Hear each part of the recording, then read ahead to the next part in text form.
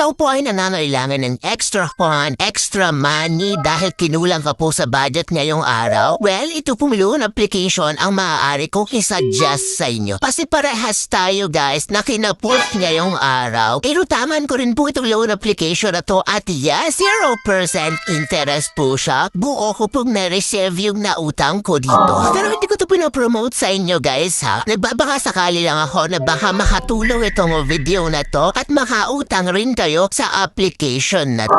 Subscribe now and press the bell icon. Never miss an update.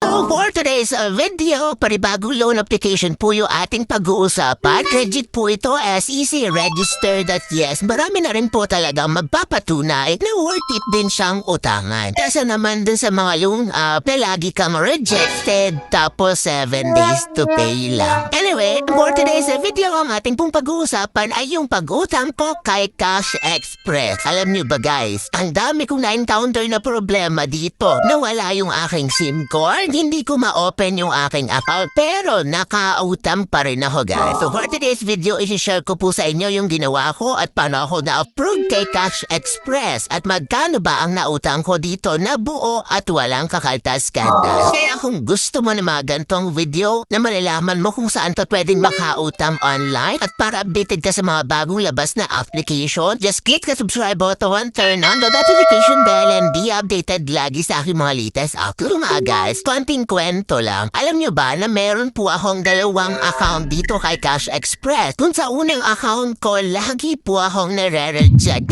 Minsan hindi po ako na-approve sa account sa'yo. Pero nung gumawa po ako ng pangalawang account ko, dun ako talaga sunod-sunod na na-approve. Unang loan ko nga dyan is 1,000, tapos sinundan ng 3,000 at next is 7,000 pesos. And for today's video, share ko sa inyo kung magkano po yung nautang ko sa kanya. Yes, buo po siya at walang kaya.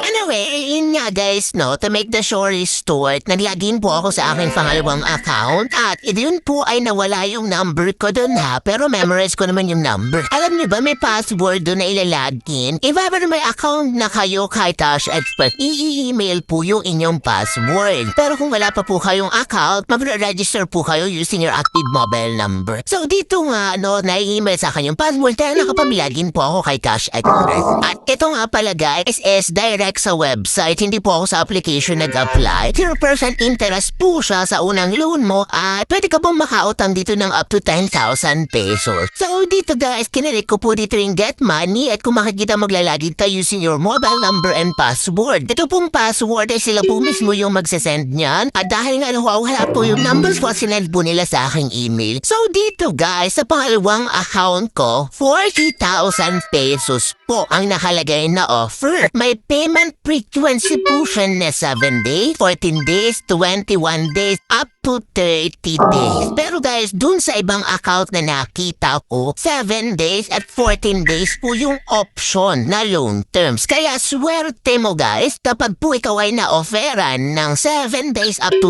30 days repayment period dito kay Cash Express. So, dito, chinek ko yung get money. Tinagad ko hanggang 40 kasi hindi naman usually ganyan yung pinapautang nila, no? So, sinagad ko yan, guys. So, after nun, guys, application is being processed at yan, the application under review. So, alam mo naman kaagad dito kay Cash Express pag ikaw ay rejected kaagad, hindi na mag-application under review yan, guys.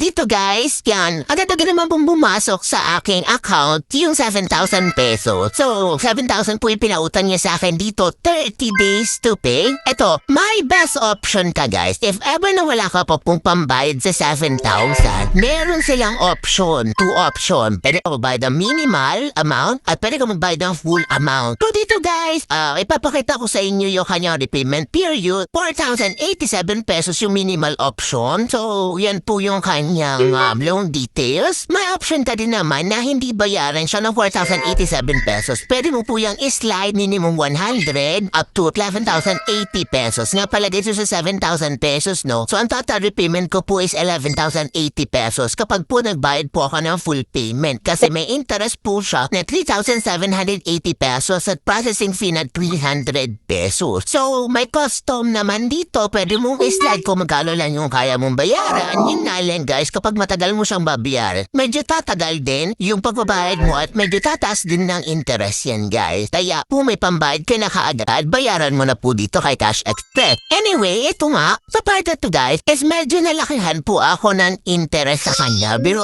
sa 1 month, may 3,780 pesos na kaagad yung interest niya plus yung 300 pesos pa na processing fee. So, medyo nawindang talaga ako dun sa interest na guys. Pero yun nga, no, sabi ko nga sa inyo, buo ko po siyang na-receive 0% interest sa unang loan dahil nga hindi ko na ito ulang loan. So, hindi na po siya 0%. No, and ito nga, agad-agad naman pumasok sa account ko. Yun yung kagandahan niya guys. Yun na lang talaga yung pinakang cons niya. Pinakang ayaw ko lang talaga mataas po yung interest sa pinpato and then yung processing fee na rin na idadandag. So, sa inyo naman guys, kung hindi talaga ng pera, ito yung good option na rin. So, nag-a-approve talaga na loan application. Pero kung may other options naman kayo na much better dito guys, panisipan yung mabuti, no? So, ito lang naman po ay suggestion ko. If ever na wala talaga kayo mautangan, puro reject tayo sa ibang loan application, you can try Cash Express talaga. Kasi, as you can see, sobrang bilis din ang kanilang process ng pag-utang dito guys. Agad-agad marireceive mo yung loan offer nila. So, what can you say about Cash Express guys? Kung okay ba yung interest nila para sa inyo? So, for those na na-approve na dyan or may utang na dyan before kay Cash Express, ano po yung experience nyo sa application na to? So, let me know dyan sa comment section.